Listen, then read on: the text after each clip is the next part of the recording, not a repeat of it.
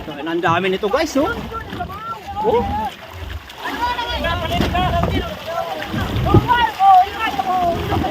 Oh. Diyos ko guys.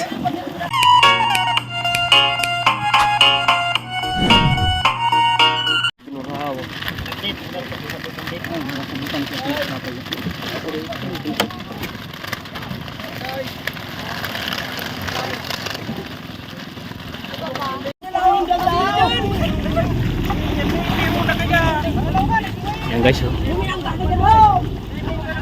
Makikita natin yung isda. Kung gaano karami.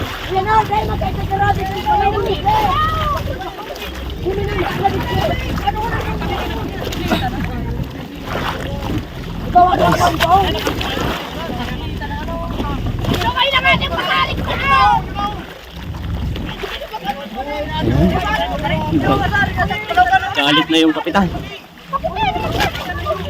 Ayan na guys, makikita natin kung gaano karami isda yan. Ayan na guys, oh. Namumuti na guys, oh. Oh, ang dami.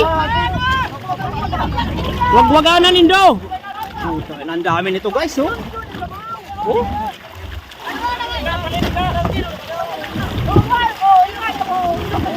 Oh. Diyos ko guys.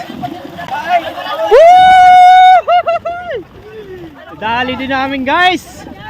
Ayan na guys, ang lalaki.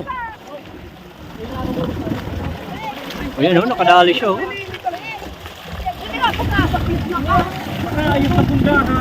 Pundahan? Woo!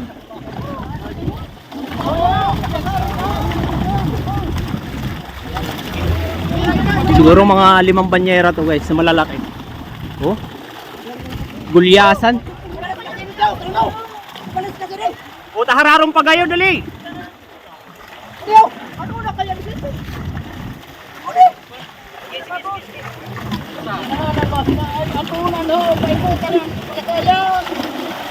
Ay, yung kapatid ko guys, andito. Oy, paikuto na lang pala kaya.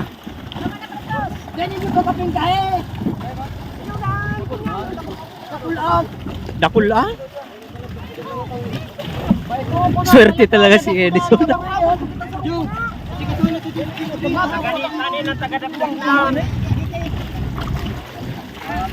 Kami-rami ito ba?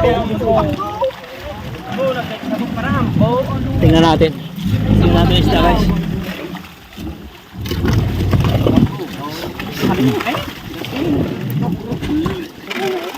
Tumas kegbi. Masa di rin naman nasakitan. Guys, tingnan nyo to. Woo! Fresh na fresh. Uy! Uy! Iriba sa umon, kan lang. Ibaha man ang matundin. Siyempre kaibahan ka, boss. Woo! Ay naman tong matagal-tagal mamaya, guys. Sulit yung mga pagod.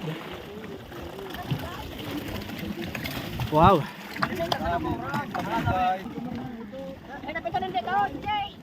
Guys, ayan oh. Magandang gabi mga kadagat. Ito pala yung mga area namin ng nakaraan. At ito rin yung pinaka first time kong nag-upload na may huli kami na gulyasan. Ang isdang gulyasan kasi dito sa amin mga kadagat, kung baga yun talaga yung napakabait na magpahuli na yung isda. Volume talaga sila kung magpahuli. Hindi lang po pati sa umaga nahuhuli ang gulyasan. Madalas mahuli ang gulyasan sa mga panahon na marami rin yung dilis. Yun kasi yung kinakain nila. Kaya sa mandaragat na tulad namin na may lambat, yun talaga yung season ng dilis ang inaantay namin na magsilitawan. Kasi yun din yung pagkakataon na yung gulyasan talagang nalitaw ng maganda. At mabait talaga siyang hulihin sa mga lambat.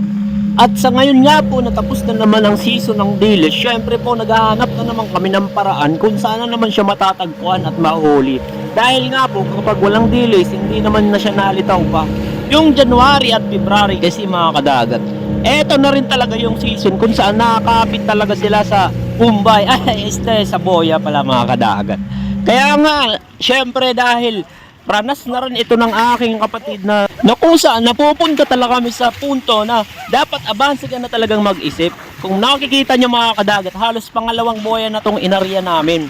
Pero ito talaga inaarya namin sa laot na talaga sa pinakamalayong parte ng aming mga pinaglalautan. Dahil doon na namin naaabangan yung gulyasan. At take note po mga kadagat, hindi nga rin po talaga sa kawan namin siya uulihin, kundi sa boya na. Kaya mangyayari po yung pagkakataon na yun, halos madaling araw. Kasi doon talaga siya din na-jacktan. Mas maganda nga po kung madaling araw namin siya mahuhuli. Dahil talagang pag kumapit siya sa boya, nako volume at napakarami po talaga. Kaya nga po ang kagandahan sa may boya kasi hindi naman talaga gulyasan lang ang mahuhuli mo dyan. Ang dami rin pong isda na pwede mong mahuli. Yun nga lang talaga, yung gulyasan talaga yung maraming magpahuli. Eto nga mga kadagat ang isang sample na kung saan mas excited din kami kung anong mahuhuli namin sa boya. Ang isdang matangbaka. Pag napahuli din kasi yan sa lambat mga kadagat sa boya, nako talagang matutuwa ka rin dahil volume din ng konti. At ang kagandahan po sa isda na to, talagang mahal po to dito sa amin.